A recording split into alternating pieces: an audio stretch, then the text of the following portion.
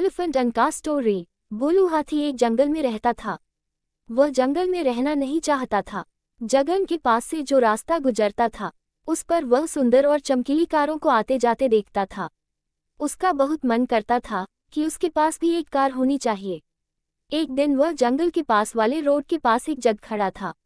तभी पास ही में एक कार आकर रुकती है। कार में दो लोग सवार थे। उनकी गाड़ी खराब हो जाती है। गाड़ी को खोलकर ठीक करने की कोशिश करते हैं, लेकिन वह ठीक नहीं हो पाती। तभी उन्हें एक हाथी नजर आता है। वह उसे देखकर डर जाती हैं, लेकिन तभी भोलू उनके सामने आ जाता है। वह धीरे धीरे चलकर पूरी गाड़ी को चारों ओर से देखता है।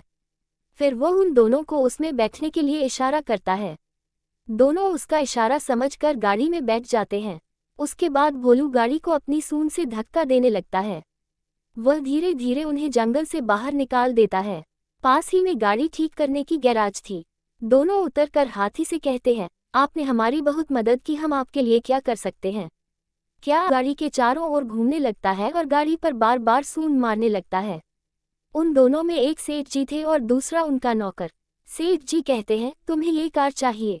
ये सुनकर भोलू हाँ में सूंड हिलाने लगता है। सेठ जी भोलू से कहते हैं, तुम जाओ, बहुत जल्दी हम ये गाड़ी तुम्हें देने आएंगे। भोलू मुड़कर वापस चला जाता है। सेठ जी का नौकर कहता है, ये क्या कर रहे हो सेठ जी? वो कौन सा हमें पकड़ लेगा, बेकार ही इतनी महंगी गाड़ी उसे दे रहे हैं।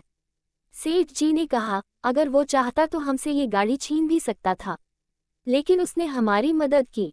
ये कहकर सेठ जी गैराज में चले जाते हैं। वहाँ के इंजीनियर को कुछ समझाते हैं। इसी तरह कई दिन बीत जाते हैं। एक दिन भोलू नदी के किनारे पानी पी रहा था। तभी उसे गाड़ी का रहान सुनाई दिया। भोलू दौड़कर रोड पर आया तो देखा सेठ जी गाड़ी के साथ खड़े थे। उन्होंने गाड़ी को लंबा करा दिया था, बड़ा सा गेट लगवा दिया था जिससे भोलू उसमें चढ़ सके। आगे दो बड़े बड़े डिब्बे जैसे रबर के बटन लगा दिए। पैर से आगे पीछे करने से गाड़ी चलने लगती थी। ये कार के पैडल थे। सेठ जी ने गेट खोला, भोलू उसमें जाकर बैठ गया। अब वह पैर आगे पीछे करने लगा। भोलू को बहुत मजा आता है।